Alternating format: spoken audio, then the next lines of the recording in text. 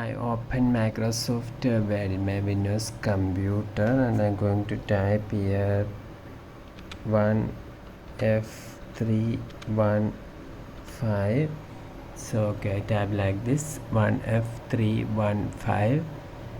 Now in my computer that you can see this is the alt key and this is the key. I'm going to press these two. One of my finger is in this alt key and another is in this key, so I'm going to press these two keys at the same time.